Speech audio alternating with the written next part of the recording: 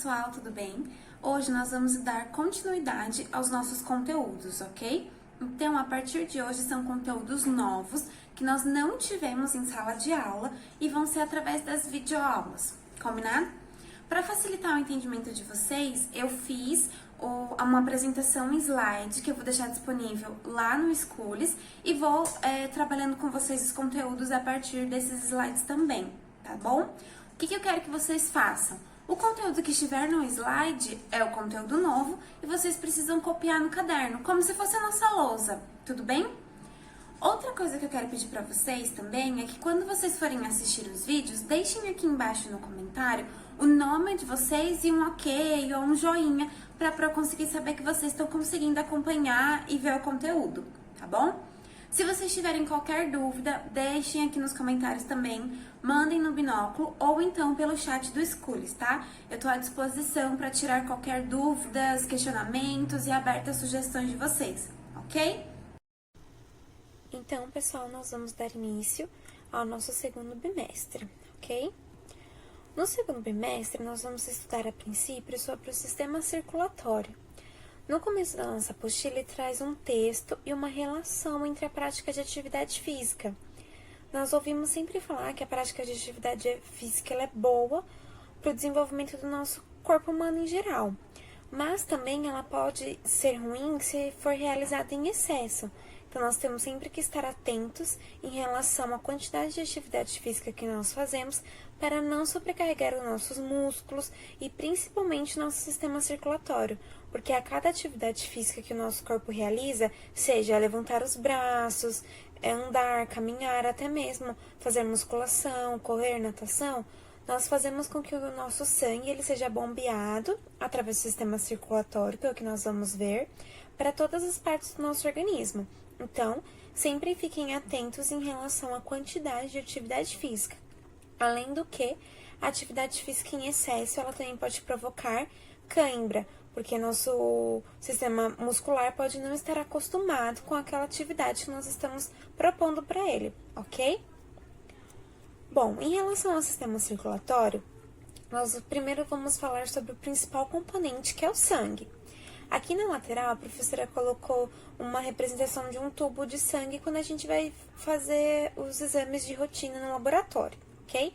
Então, todo mundo sabe que o sangue, a princípio, ele se apresenta vermelho para nós, mas em sua composição, ele pode ser dividido em duas partes. A parte celular, onde contém as células, que são divididas em glóbulos vermelhos e também divididas em glóbulos brancos, e nós temos o plasma, ok? Aqui tem uma representação. Nós podemos ver no tubo a parte plasmática separada e a parte vermelha separada, que corresponde à parte celular, tá? Quando vocês fazem o exame de sangue, que é o hemograma completo, ele tira todas as células, né? Ele dá a contagem de todas as células que existem no nosso sangue, sejam hemácias, glóbulos brancos, também as plaquetas, e uma parte centrifugada é o plasma. Então, para realizar essa contagem, o que nós precisamos fazer? Nós vamos até o hospital ou até o centro, né, de referência para retirar o nosso sangue. Esse sangue é coletado no tubo e esse tudo é encaminhado para o laboratório. Lá no laboratório, o tubo do sangue de vocês, ele vai ser etiquetado, né, para dar um código de barra. No laboratório, normalmente, eles colocam o nosso nome e um código. Então, na hora de realizar o diagnóstico, né, dessas amostras, normalmente eles colocam na máquina, através desse código de barras, e na máquina é separado em dois fragmentos, o celular e o plasmático. Tudo bem? Vamos começar vendo a parte celular. Na parte celular, nós temos os glóbulos vermelhos, que também são chamados de eritrócitos ou hemácias. As hemácias, elas são achatadas e anucleadas. Então, o que isso significa? Elas têm essa parte aqui que nós chamamos de disco bicôncavo, porque ele tem uma parte achatada na sua composição e ela não apresenta núcleo no seu interior. Então, é exatamente assim como a representação que está nessa imagem, ok? As células do sangue, todas elas, são produzidas na medula óssea, ok? As hemácias, elas têm duração de vida de 120 dias. Então, a partir do momento em que a minha medula óssea produz uma hemácia, ela vai ficar circulando no meu sangue durante 120 dias. Após esses 120 dias, elas são metabolizadas no baço. Então, é o baço que vai degradar essas hemácias que já estão consideradas velhas e a medula óssea produz novas a todo momento. Tudo bem? Por que as hemácias são tão importantes para nós? As hemácias, elas são as que estão em maior concentração no nosso sangue. Dentro das hemácias, existe um componente que é chamado de hemoglobina. A abreviação da hemoglobina, normalmente vocês vão ver em livros, em artigos, como HB, ok? A hemoglobina, ela possui um carreador de ferro. E esse carreador de ferro, ele vai transportar as moléculas de oxigênio. Então, é dentro da hemácia, por meio da hemoglobina, que nós conseguimos transportar oxigênio para todo o nosso sistema, ok? Como que funciona esse transporte de oxigênio? Aqui, eu tenho exatamente como que é a hemoglobina. Então, percebam, ali no esquema ele puxa uma seta, né, do glóbulo vermelho da hemácia para representar a hemoglobina por dentro.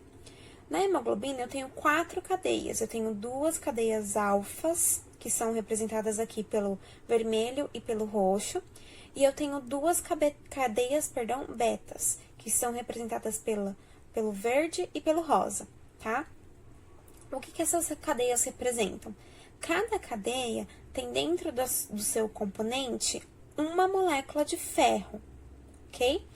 Essa molécula de ferro, ela é capaz de se ligar a uma molécula de oxigênio. Então, cada hemácia é responsável por carregar 4 moléculas de oxigênio, tudo bem? Por que isso é importante? Quando nós vamos fazer o processo de respiração, o nosso pulmão, ele se enche de ar, né, de gás oxigênio, e nós precisamos passar esse oxigênio para as nossas células. Quem faz isso é a hemácia através da circulação, tudo bem? Bom, quando nós temos uma baixa concentração de oxigênio e uma alta concentração de gás carbônico, nós percebemos que o sangue ele fica com um aspecto mais azulado. Já quando eu tenho todas as minhas moléculas carregadas pelo oxigênio, né, as minhas moléculas de ferro carregadas pelo oxigênio, eu tenho um sangue mais avermelhado. Então, lembre-se sempre, a hemoglobina, ela é capaz de se ligar a 4 moléculas de oxigênio, tudo bem? Uma doença que é muito observada, né, e que pode ser vista em relação aos eritrócitos, que são as hemácias, é a anemia. O que significa a anemia? A anemia é uma baixa concentração de hemácias no sangue. Então, quando eu tenho ou a não produção suficiente pela medula óssea, ou então, quando eu também não tenho a metabolização correta, eu fico com uma concentração de hemácias velhas no sangue e o meu organismo não consegue mandar um aviso para minha medula óssea que ela precisa produzir novas células. Então, eu tenho uma concentração baixa de hemácia no sangue, ok? A concentração de hemácias, ela varia de homem para mulher, tá? É sempre importante também observar isso. E o que vai dar esse valor de referência vai ser o hemograma, que é o nosso exame de sangue, ok? Bom, além das hemácias, que são os glóbulos brancos, nós temos... que são os glóbulos vermelhos, nós temos os glóbulos brancos. Os glóbulos brancos, eles são divididos em 2. Primeiro, nós vamos ver as células de defesa, que são também chamadas de leucócitos. Os leucócitos, eles podem ser divididos em 2 grupos. Os agranulócitos, que são aqueles que não apresentam grânulo dentro da sua composição. Então, nós temos os linfócitos e os monócitos. Ou então, no grupo dos granulócitos, que são aqueles que apresentam grânulos em sua composição. Então, o eosinófilo, basófilo e o neutrófilo. Nós vamos ver mais pra frente, no sistema imunológico, a função de cada uma dessas células, ok? Mas lembrem-se que o sistema imunológico, ele é responsável pela defesa, são as células de defesa do corpo, e essas células são os glóbulos brancos que ficam dentro do nosso sangue, ok? Uma doença relacionada aos leucócitos é a leucemia. A leucemia, ela é conhecida pela baixa concentração de leucócitos no sangue, principalmente quando são os linfócitos, tá? Isso nós vamos ver mais pra frente também no sistema imunológico. Mas lembrem-se que leucemia é a baixa concentração de leucócitos no sangue. Continuando a parte de glóbulos brancos, nós temos as plaquetas. As plaquetas são as menores células do sangue e elas são responsáveis por dois processos muito importantes do nosso organismo. Elas são responsáveis pela coagulação sanguínea e também pela produção de colágeno. O que isso significa? Quando nós sofremos algum machucado ou quando temos a parede vascular rompida, o que acontece com o nosso fluxo? Imaginem que a nossa estrutura normal seria a parede fechada em cima e embaixo e o sangue fluindo, né, por essas veias, artérias ou capilares, nós vamos ver em seguida, de uma maneira geral. Quando tem um rompimento dessa passagem, desse vaso, acontece a extravasação de sangue. Então, nós temos a perca de eritrócitos, leucócitos, plaquetas, através desse rompimento da parede vascular. Para que isso não continue acontecendo e leve o nosso corpo a uma hemorragia, o que as nossas plaquetas fazem? Quando ocorre o rompimento da par, as plaquetas percebem que aquilo aconteceu ali naquele vaso. Então, elas mandam sinalizadores para outras plaquetas que também estão passando na região e elas começam a se juntar. Essas plaquetas juntas, elas formam aquilo que a gente chama de coágulo. Então, uma plaqueta ativada, ela recruta outras plaquetas para formar essa fibra que a gente chama de coágulo. Se eu fiz um machucado e apareceu uma casquinha, o que é aquela casquinha tá mostrando pra mim? Que são as plaquetas que se juntaram para poder tampar aquele machucado que aconteceu. Então, toda vez que eu tenho um machucado, eu arranco aquela casquinha do machucado, eu tô desfazendo todo o trabalho que as plaquetas tiveram para formar aquele coágulo, tá? Então, sempre que vocês tiverem um machucado superficial na pele, que são aqueles que nós conseguimos observar, deixem ali a casquinha até ela cair naturalmente, senão nós vamos estar fazendo com que ocorra novamente o rompimento da parede vascular. Tudo bem? Além da coagulação sanguínea, ela é responsável pela produção de colágeno. Ela ajuda, né, a produção de colágeno. O que eu estou falando aqui para vocês, vocês vão ver que, se vocês forem pesquisar em artigos, em livros, existe todo um processo de sinalização, de cascata, de vários outros fatores que são acionados dentro do nosso corpo para fazer com que ocorra a produção de colágeno. Por que o colágeno é importante? Ele é importante porque ele dá sustentação para a nossa pele. Então, ele dá sustentação tanto para o rosto, para o corpo, como também para os órgãos internos. Então, quem trabalha em conjunto aqui para ativar o colágeno e para a formação do coágulo são as plaquetas, ok? Uma doença muito comum relacionada a plaquetas é conhecida como hemofilia. A hemofilia ela pode acontecer por dois processos. Ou então a baixa concentração, né, das plaquetas no sangue, ou então quando eu não tenho, ou eu tenho uma taxa menor de coagulação. O que é a taxa de coagulação? Essa taxa ela é calculada através do tempo mesmo, medida em segundos, o tempo em que meu corpo demora para estancar um sangue. Então, sempre que nós vamos fazer alguma cirurgia, não sei se algum de vocês já passou por esse processo, os médicos, eles pedem pra gente fazer um exame que se chama taxa de concentração de coagulação. É exatamente esse tempo que cada um de nós demora para coagular o sangue, tá?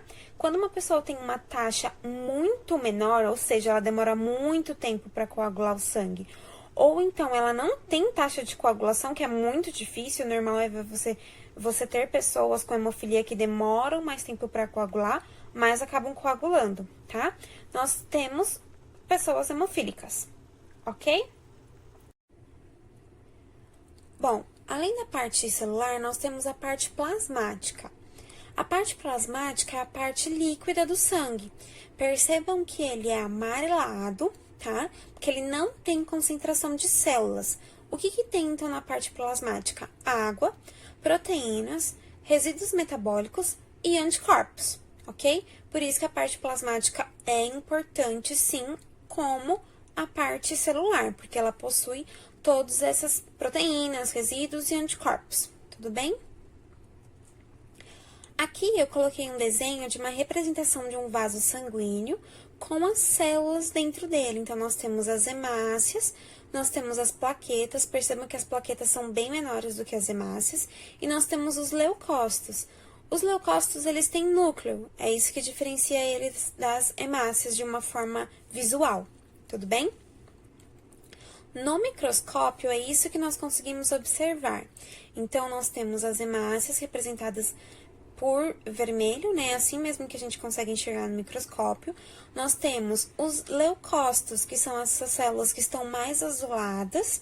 E nós temos as plaquetas, que tem uma plaqueta aí nessa foto só, que é parece até um borrãozinho, também azulado. As plaquetas, elas são bem menores do que as outras células, ok?